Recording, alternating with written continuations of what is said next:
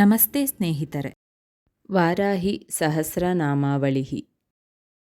ಓಂ ಐಂ ಗ್ಲೌಂ ಐಂ ಓಂ ವಾರಾಯೈ ನಮಃ. ಓಂ ವಾಮನ್ಯೈ ನಮಃ. ಓಂ ವಾಮಾಯೈ ನಮಃ. ಓಂ ಬಗಳಾಯೈ ನಮಃ. ಓಂ ವಾಸವೈ ನಮಃ. ಓಂ ವಸವೇ ನಮಃ. ಓಂ ವೈದ್ಯೇಯೈ ನಮಃ. ಓಂ ವೀರಸುವೇ ನಮಃ. ಓಂ ಬಾಲಾಯೈ ನಮಃ. ಓಂ ವರದಾಯೈ ನಮಃ. ಓಂ ವಿಷ್ಣುವಲ್ಲಭಾಯೈ ನಮಃ. ಓಂ ವಂದಿತಾಯೈ ನಮಃ. ಓಂ ವಸುದಾಯೈ ನಮಃ. ಓಂ ವಶ್ಯಾಯೈ ನಮಃ. ಓಂ ವ್ಯಾತಸಾಯೈ ನಮಃ.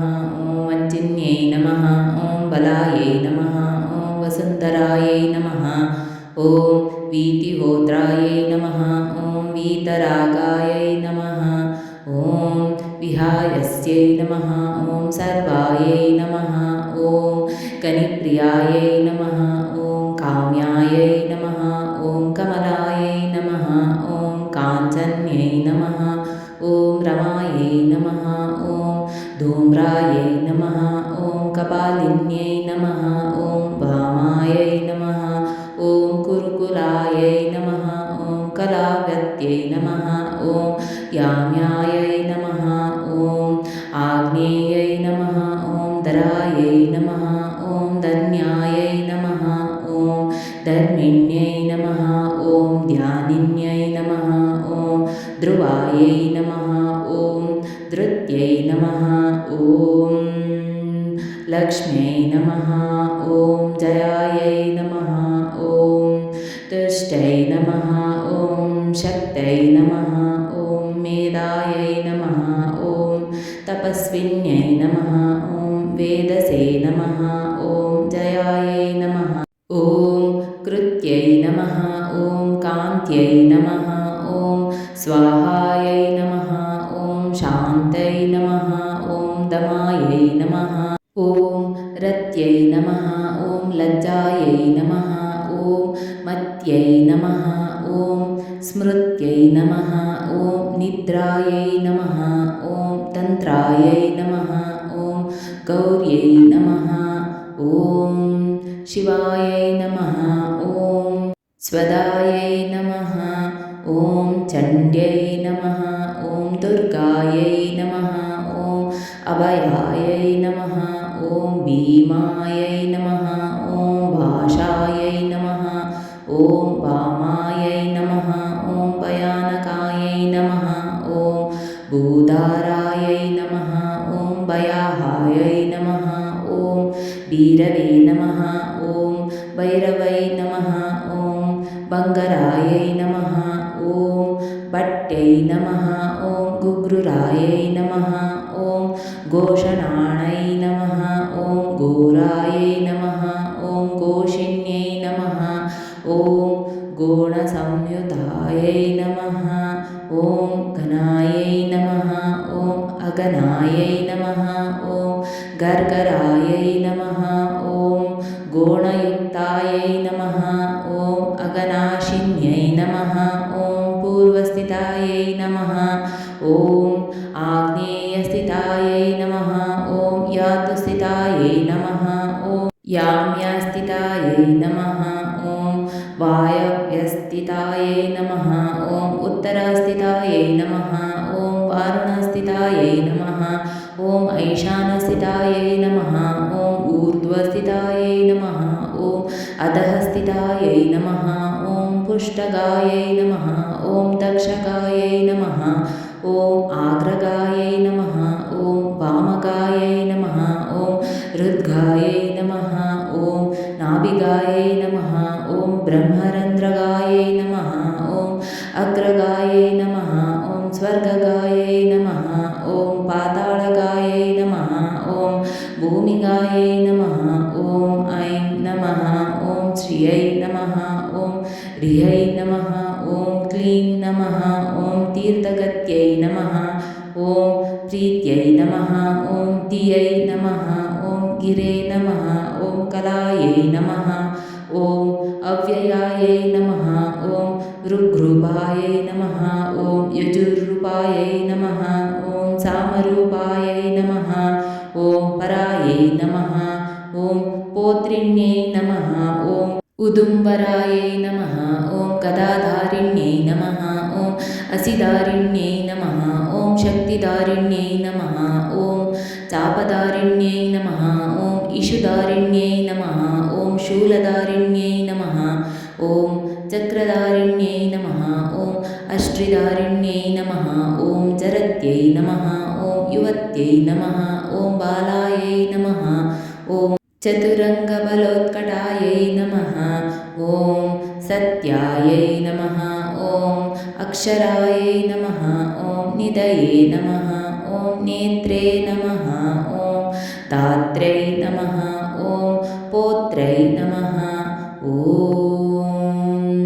परायै नमः ॐ पटवे नमः ॐ क्षेत्रज्ञायै नमः ॐ कंपिन्यै नमः ॐ ज्येष्ठायै नमः ॐ दुरादर्शायै नमः ॐ धुरन्धरायै नमः ॐ मालिन्यै नमः ॐ मानिन्यै नमः ॐ मात्रे नमः ॐ माननीयायै नमः ॐ मनस्विन्यै नमः ॐ मदोत्कटायै नमः ॐ मन्युकार्यै नमः ॐ मनूरूपायै नमः ॐ मनोजवायै नमः ॐ मेधस्विन्यै नमः ॐ मध्यरथायै नमः ॐ मधुपायै नमः ॐ मङ्गलायै नमः ॐ अमरायै नमः ॐ मायायै नमः ॐ मात्रे नमः ॐ आमयार्है नमः ॐ मृडान्यै नमः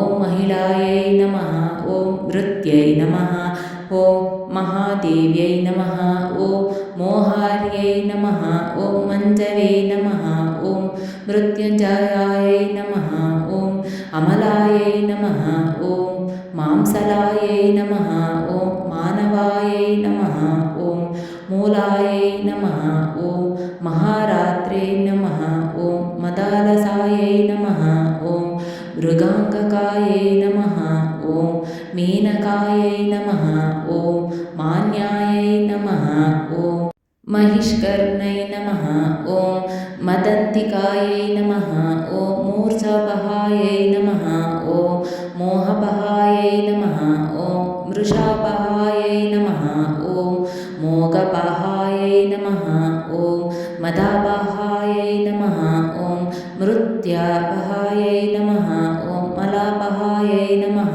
ॐ सिंहाननायै नमः ॐ वृक्षाननायै नमः ॐ महिषाननायै नमः ॐ व्याघ्राननायै नमः ॐ मृगाननायै नमः ॐ क्रोडाननायै नमः ॐ दुन्यै नमः ॐ दरिण्यै नमः ॐ दारिण्यै नमः ॐ धेनवे नमः ॐ दरिद्रै नमः ॐ धावन्यै नमः ॐ धवायै नमः ॐ दर्वधानायै नमः ॐ ध्यानपरायै नमः ॐ धनप्रदायै नमः ॐ धान्यप्रदायै नमः ॐ धरप्रदायै नमः ॐ पापनाशिन्यै नमः ॐ दोषनाशिन्यै नमः ॐ विपुनाशिन्यै नमः ॐ व्याधिनाशिन्यै नमः ॐ सिद्धिदायिन्यै नमः ॐ कलारूपिण्यै नमः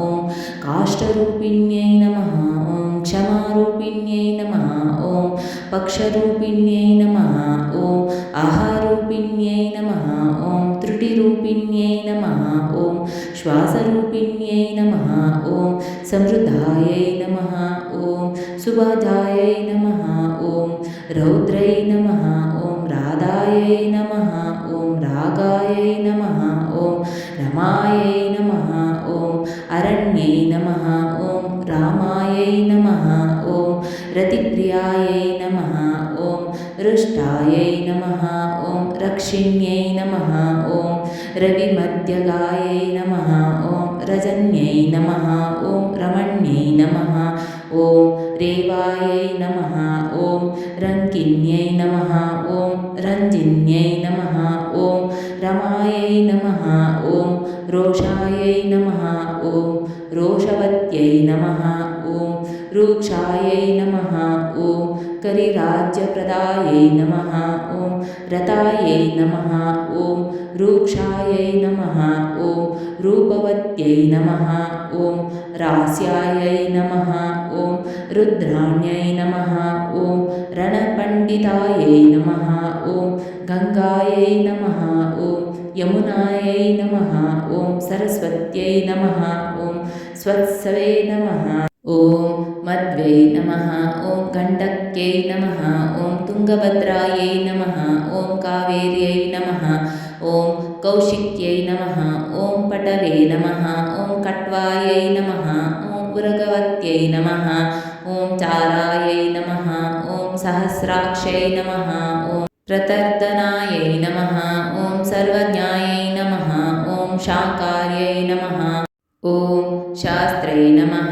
ॐ जटाधारिण्यै नमः ॐ अयोरदायै नमः ॐ यावान्यै नमः ॐ सौरभ्यै नमः ॐ कुब्जायै नमः ॐ वक्रतुण्डायै नमः ॐ वदोद्यतायै नमः ॐ चन्द्रपीडायै नमः ॐ वेदवेद्यायै नमः ॐ शङ्किन्यै नमः ॐ नीललोहितायै नमः ॐ ध्यानातीतायै नमः ॐ अपरिच्छेदायै नमः ॐ मृत्युरूपायै नमः ॐ त्रिवर्गदायै नमः ॐ अरूपायै नमः ॐ बहुरूपायै नमः ॐ नानरूपायै नमः ॐ नतानानायै नमः ॐ वृषाकापये नमः ॐ वृषारूढायै नमः ॐ ऋषेशै नमः ॐ वृषवाहनायै नमः ॐ वृषप्रियायै नमः ॐ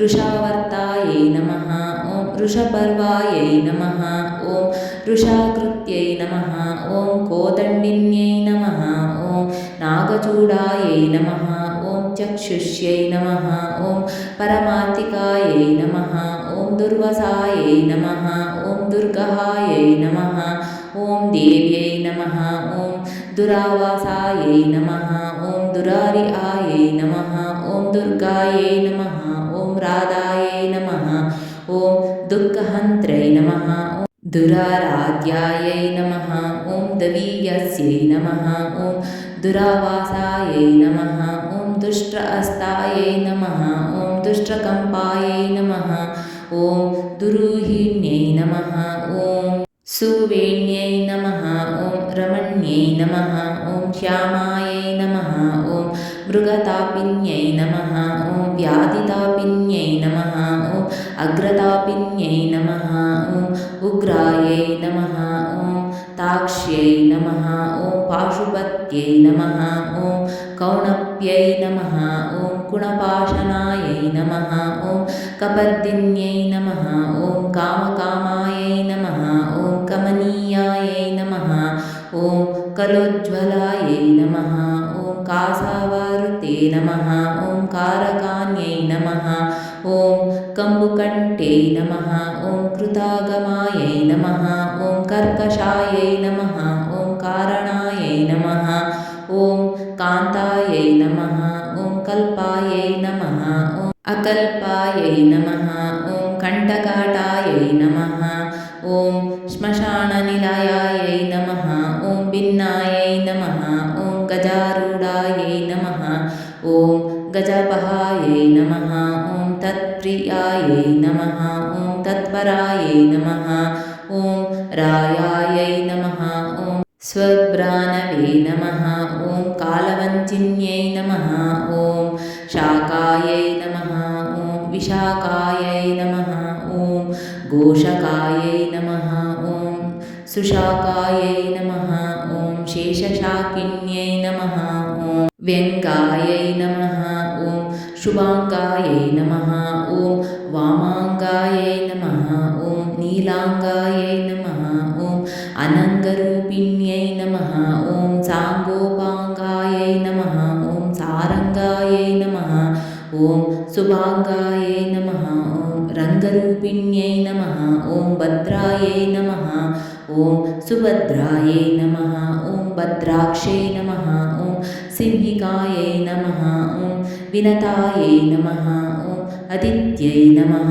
ॐ रुद्यायै नमः ॐ अवध्यायै नमः ॐ सुपद्यायै नमः ॐ गद्यप्रियायै नमः ॐ पद्यप्रियायै नमः ॐ प्रसवे नमः ॐ चर्चिकायै नमः ॐ भोगवत्यै नमः ॐ अम्बायै नमः ॐ सारस्यै नमः ॐ शबर्यै नमः ॐ नट्यै नमः ॐ योगिन्यै नमः ॐ पुष्कलायै नमः ॐ अनन्तायै नमः ॐ परायै नमः ॐ साङ्ख्यायै नमः ॐ शच्यै नमः ॐ सत्यै नमः ॐ निम्नगायै नमः ॐ निम्ननाभै नमः ॐ सहिष्णवे नमः ॐ जागृत्यै नमः ॐ लिप्यै नमः ॐ दमयन्त्यै नमः ॐ दमायै नमः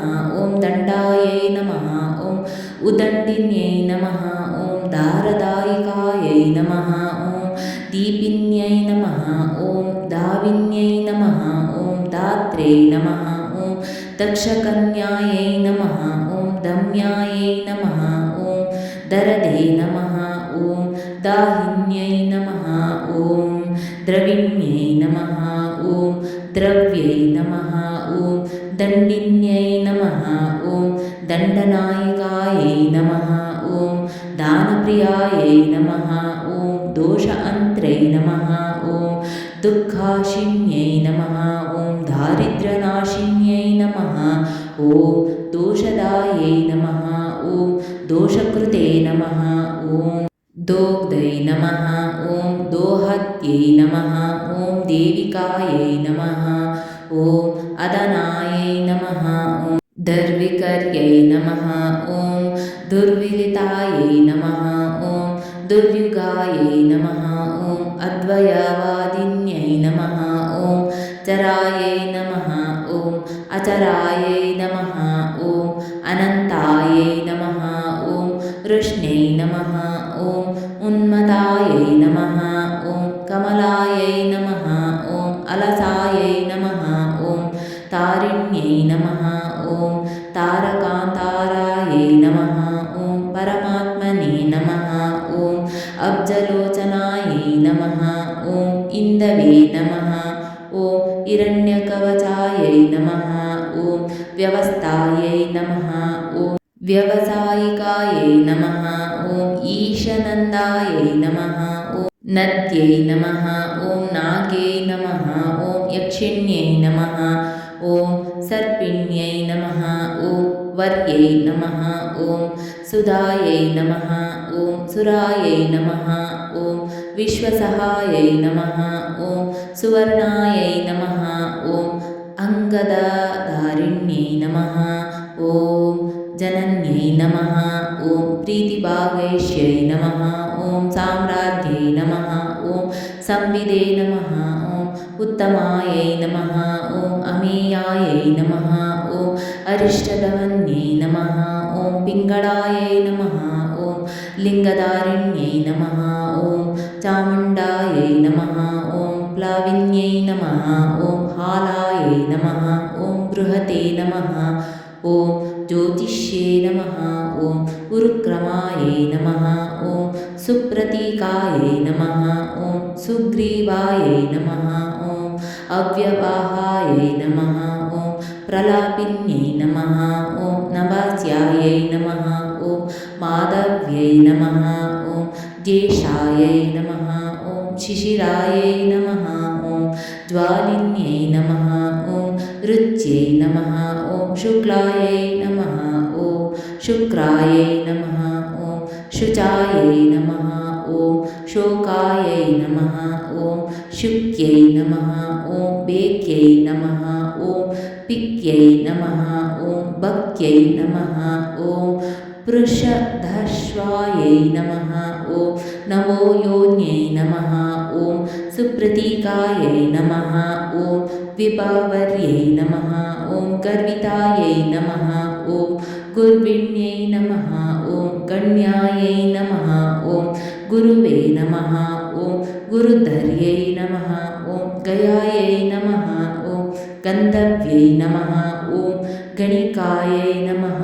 ॐ गुन्द्रायै नमः ॐ गारुड्यै नमः ॐ गोपिकायै नमः ॐ अग्रगायै नमः ॐ गणेशै नमः ॐ गामिन्यै नमः ॐ गन्तायै नमः ॐ गोपतये नमः ॐ गन्धिन्यै नमः ॐ गव्यै नमः ॐ गर्जितायै नमः ॐ गानन्यै नमः ॐ गोनायै नमः ॐ गोराक्षायै नमः ॐ गोविन्दाङ्गत्यै नमः ॐ ग्रातिक्यै नमः ॐ ग्रतिकृते नमः ॐ गोष्ठ्यै नमः ॐ गर्भरूपायै नमः ॐ गुण्येशिन्यै नमः ॐ पारस्कर्यै नमः ॐ पाञ्चनदायै नमः ॐ बहुरूपायै नमः ॐ विरूपिकायै नमः ॐ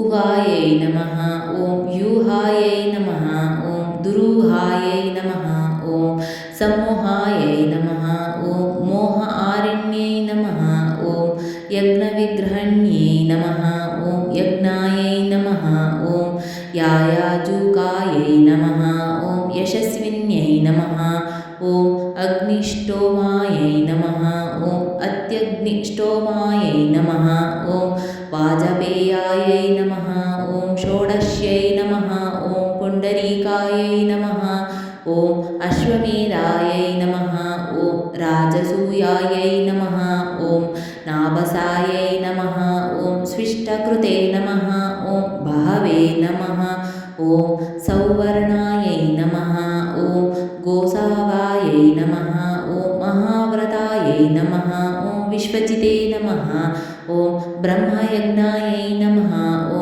प्रजापत्यायै नमः ॐ शिलायावायै नमः ॐ अश्वक्रान्तायै नमः ॐ रथक्रान्तायै नमः ॐ विष्णुक्रान्तायै नमः ॐ विभावसे नमः ॐ सूर्यक्रान्तायै नमः ॐ गजक्रान्तायै नमः ॐ बलिविदे नमः ॐ नागयज्ञकायै नमः ॐ सावित्र्यै नमः ॐ अर्धसावित्र्यै नमः ॐ सर्वतोभद्रवारुणायै नमः ॐ आदित्यामयायै नमः ॐ गोदोहायै नमः ॐ गवामयायै नमः ॐ मृगमयायै नमः ॐ सर्पमयायै नमः ॐ कालपिञ्जायै नमः ॐ कौण्डिन्यायै नमः ॐ उपनागहलायै नमः ॐ अग्निविदे नमः ॐ द्वादशाहस्वायै नमः ॐ उपांशवे नमः ॐ सोमायै नमः ॐ विदायै नमः ॐ अनायै नमः ॐ अश्वप्रतिग्रहायै नमः ॐ बहिर्व्रतायै नमः ॐ अभ्युदयायै नमः ॐ हृद्यै नमः ॐ राजे नमः ॐ सर्वसदक्षिणायै नमः ॐ दीक्षायै नमः ॐ समिदावयायै नमः ॐ कटायनायै नमः ॐ गोदोहायै नमः ॐ स्वाहाकारायै नमः ॐ तनूनपाते नमः ॐ दण्डायै नमः ॐ पुरुषायै नमः ॐ मेधायै नमः ॐ क्षेनायै नमः ॐ वज्रायै नमः ॐ इषवे नमः ॐ यमायै नमः ॐ अङ्गिरसे नमः ॐ कङ्कवेरुण्डायै नमः ॐ चान्द्रायणपरायणायै नमः ॐ ज्योतिष्ठोमायै नमः ॐ गुदायै नमः ॐ दर्शायै नमः ॐ नन्द्यगायै नमः ॐ पौर्णमासिकायै नमः ॐ गजप्रतिग्राहायै नमः ॐ रात्रै नमः ॐ सौरभायै नमः ॐ शाङ्कलायनायै नमः ॐ सौभाग्यकृते नमः ॐ कारिक्षायै नमः ॐ वैदलायनायै नमः ॐ रामटायै नमः ॐ शोचिष्कारै नमः ॐ नाचिकेतायै नमः ॐ शान्तिकृते नमः ॐ पुष्टिकृते नमः ॐ वैनतेयायै नमः ॐ उच्चाटनायै नमः ॐ वशीकरणायै नमः ॐ मारणायै नमः ॐ त्रैलोक्यमोहनायै नमः ॐ वीरायै नमः ॐ कन्दर्पबलशातनायै नमः ॐ शङ्खचूडायै नमः ॐ गजच्छायायै नमः ॐ रौद्रक्यायै नमः ॐ विष्णुविक्रमायै नमः ॐ भैरवै नमः ॐ कवाहक्यायै नमः ॐ अवभृतायै नमः ॐ अष्टकपालकायै नमः ॐ श्रौषट् नमः ॐ वौषट् नमः ॐ वषट्कारायै नमः ॐ पाकसंस्थायै नमः ॐ परिश्रुत्यै नमः ॐ चयनायै नमः ॐ नरमेधायै नमः ॐ कारीर्यै नमः ॐ रत्नदानिकायै नमः ॐ सौत्रामण्यै नमः ॐ वारुन्दायै नमः ॐ भार्यस्वत्यायै नमः ॐ बलङ्गमायै नमः ॐ प्रचेतसे नमः ॐ सर्वसत्रायै नमः ॐ गजमेधायै नमः ॐ करम्बकायै नमः ॐ अविसंस्थायै नमः ॐ सोमसंस्थायै नमः ॐ पाकसंस्थायै नमः ॐ गुरुत्मात्यै नमः ॐ सत्यायै नमः ॐ सूर्यायै नमः ॐ चमासायै नमः ॐ सृचे नमः ॐ स्रुवायै नमः ॐ उलूकलायै नमः ॐ मेक्षण्यै नमः ॐ चपलायै नमः ॐ मन्तन्यै नमः ॐ मेढ्यै नमः ॐ यूपायै नमः ॐ प्राग्वंशायै नमः ॐ कुञ्चिकायै नमः ॐ रश्मयै नमः ॐ अंशवे नमः ॐ दोभ्यायै नमः ॐ वारुणोदायै नमः ॐ पव्यै नमः ॐ कुतायै नमः ॐ आप्तोयार्मायै नमः ॐ द्रोणकलाशायै नमः ॐ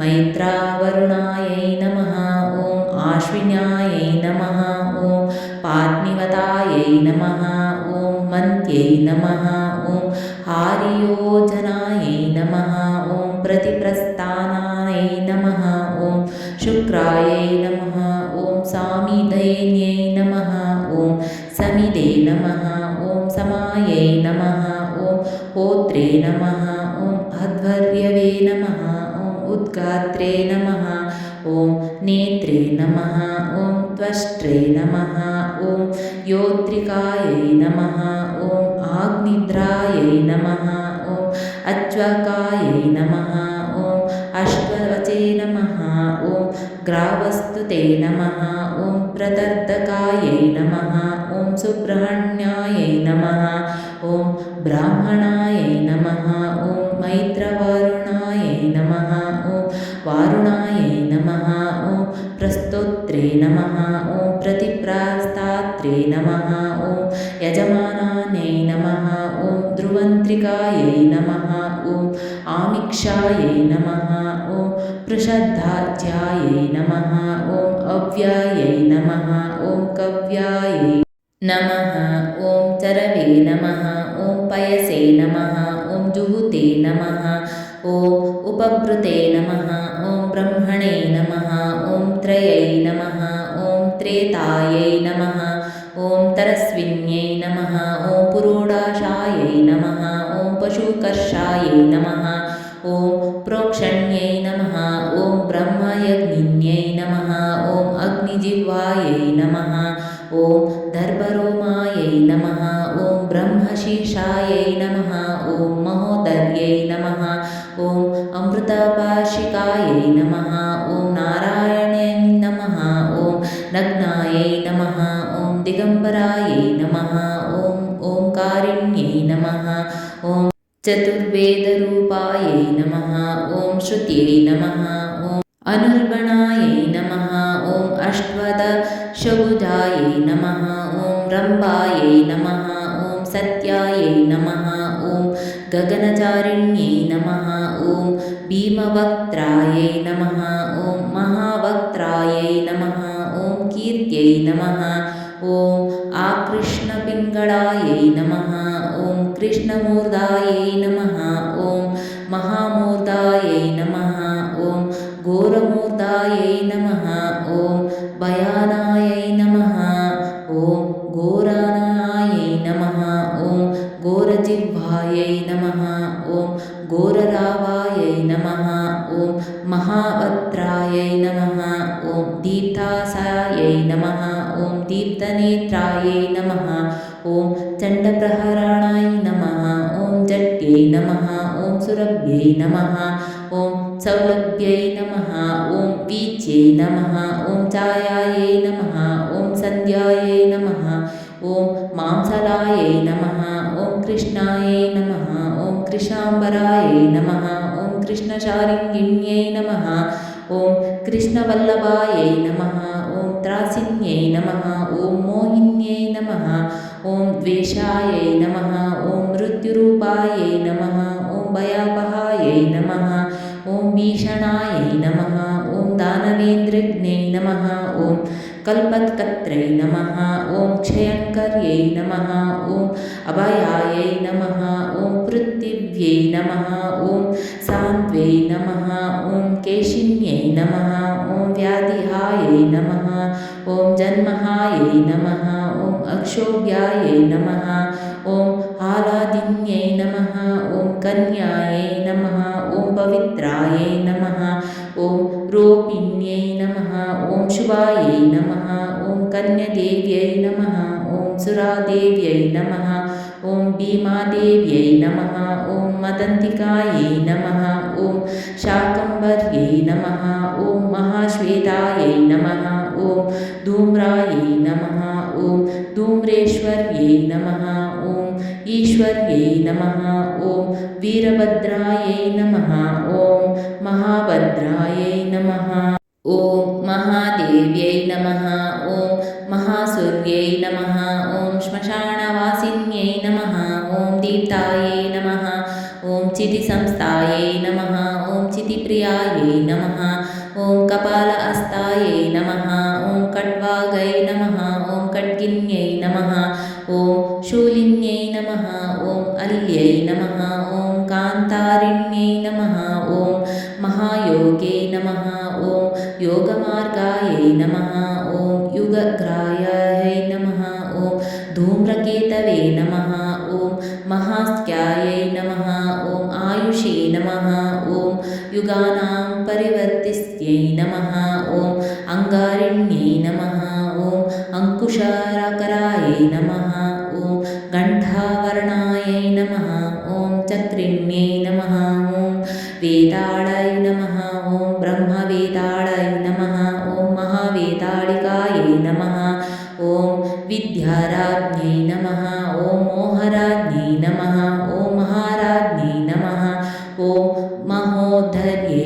नमः ॐ भूतायै नमः ॐ भव्यायै नमः ॐ भविष्यायै नमः ॐ साङ्ख्यायै नमः ॐ योगायै नमः ॐ तपसे नमः ॐ दमायै नमः ॐ अध्यात्मायै नमः ॐ अधिदेवायै नमः ॐ अधिभूतायै नमः ॐ अंशायै नमः ॐ घण्टारवायै नमः ॐ विरूपाक्षै नमः ॐ शिखिविदे नमः ॐ श्रीचयप्रियायै नमः ॐ खड्गहस्तायै नमः ॐ शूलहस्तायै नमः ॐ गदाहस्तायै नमः ॐ महिषासुरवर्धिन्यै नमः ॐ मातङ्गै नमः ॐ मत्तमातङ्गै नमः ॐ कौशिक्यै नमः ॐ ब्रह्मवादिन्यै नमः ॐ उग्रतेजसे नमः ॐ सिद्धसेनायै नमः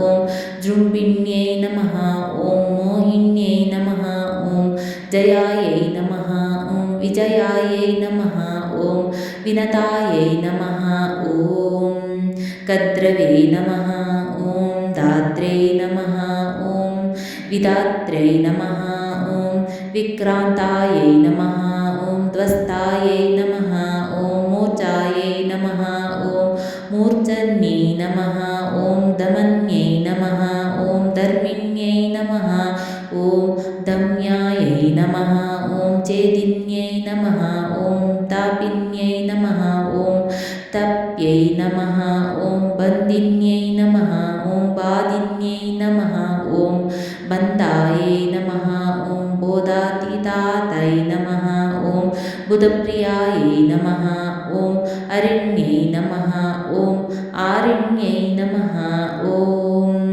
अन्त्रै नमः ॐ दरिण्यै नमः ॐ दारिण्यै नमः ॐ दरायै नमः ॐ विसादिन्यै नमः ॐ सादिन्यै नमः ॐ संध्यायै नमः ॐ संगोपन्यै नमः ॐ प्रियायै नमः ॐ रेवत्यै नमः ॐ कालकण्यै नमः ॐ सिद्ध्यै नमः ॐ लक्ष्म्यै नमः ॐ अरुन्धत्यै नमः ॐ धर्मप्रियायै नमः ॐ धर्मरत्यै नमः ॐ धर्मिष्ठायै नमः ॐ धर्मचारिण्यै नमः ॐ युष्टै नमः ॐ ख्यात्यै नमः ॐ सिनीवाल्यै नमः ॐ कुव्यै नमः ॐ ऋतुमत्रै नमः ॐ मृत्यै नमः ॐ त्वाष्ट्रै नमः ॐ वैरोचन्यै नमः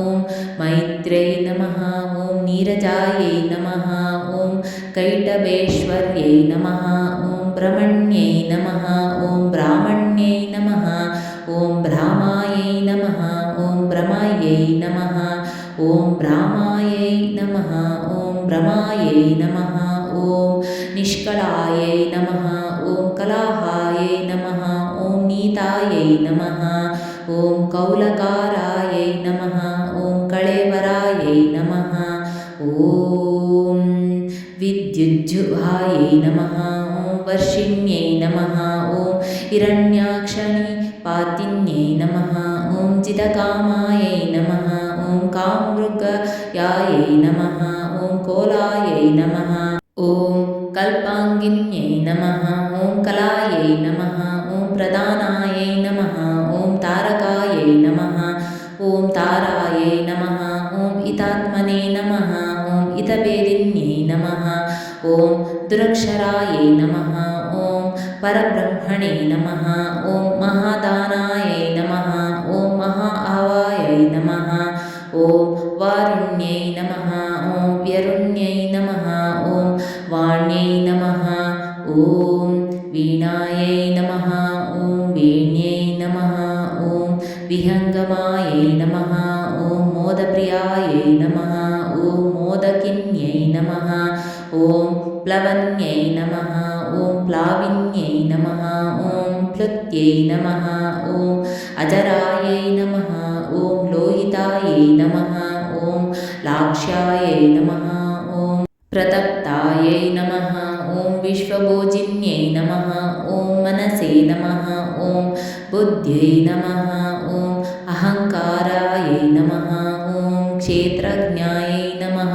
ॐ क्षेत्रपालिकायै नमः ॐ चतुर्वेदायै नमः ॐ चतुर्भ्रारायै नमः ॐ चतुरन्तायै नमः ॐ चरुप्रियायै नमः ॐ चर्विण्यै नमः ॐ चोरिण्यै नमः ॐ चार्यै नमः ॐ शाङ्कार्यै नमः ॐ चर्मभैरव्यै नमः ॐ निर्लेपायै नमः ॐ निष्प्रपञ्चायै नमः ॐ प्रशान्तायै नमः ॐ नित्यविग्रहायै नमः ॐ स्तवायै नमः ॐ स्तवप्रियायै नमः ॐ व्याळायै नमः ॐ गुरवे नमः ॐ आश्रितवत्सलायै नमः ॐ निष्कळङ्कायै नमः ॐ निरालम्बायै नमः ॐ निर्द्वन्द्वायै नमः ॐ निष्परिग्रहायै नमः ॐ निर्गुणायै नमः ॐ निर्मलायै नमः ॐ नित्यायै नमः ॐ निरीहायै नमः ॐ निरगायै नमः ॐ नवायै नमः ॐ निरिन्द्रियायै नमः ॐ निराभासायै नमः ॐ निर्मोहायै नमः ॐ नीतिनायिकायै नमः ॐ निरिन्दनायै नमः ॐ निष्कळायै नमः ॐ लीलकारायै नमः ॐ निरामयायै नमः ॐ मुण्डायै नमः ॐ विरूपायै नमः ॐ विकृतायै नमः ॐ पिङ्गळाक्षै नमः ॐ गुणोत्तरायै नमः ॐ पद्मगर्भायै नमः ॐ महागर्भायै नमः ॐ विश्वगर्भायै नमः ॐ विलक्षणायै नमः ॐ परमात्मने नमः ॐ परेशान्यै नमः ॐ परायै नमः ॐ पारायै नमः ॐ परन्तपायै नमः ॐ संसारसेतवे नमः ॐ क्रूराक्ष्यै नमः ॐ मूर्छमुक्तायै नमः ॐ मनुप्रियायै नमः ॐ विस्मयायै नमः ॐ दुर्जयायै नमः ॐ दक्ष्यायै नमः ॐ धनुहन्त्रै नमः ॐ दयालयायै नमः ॐ परब्रह्मणे नमः ॐ आनन्दरूपायै नमः ॐ सर्वसिद्धिविदायिन्यै नमः इति ಶ್ರೀವಾರಾಹಿ ಸಂಪೂರ್ಣಂ. ಸ್ನೇಹಿತರೆ, ಈ ವಿಡಿಯೋ ಇಷ್ಟವಾದಲ್ಲಿ ಲೈಕ್, ಶೇರ್ ಅಂಡ್ ಕಾಮೆಂಟ್ ಮಾಡಿ. ಮುಂದಿನ ವಿಡಿಯೋಸ್ಗಳಿಗಾಗಿ ಚಾನಲ್ ಅನ್ನು ಸಬ್ಸ್ಕ್ರೈಬ್ ಮಾಡಿ. ಧನ್ಯವಾದಗಳು.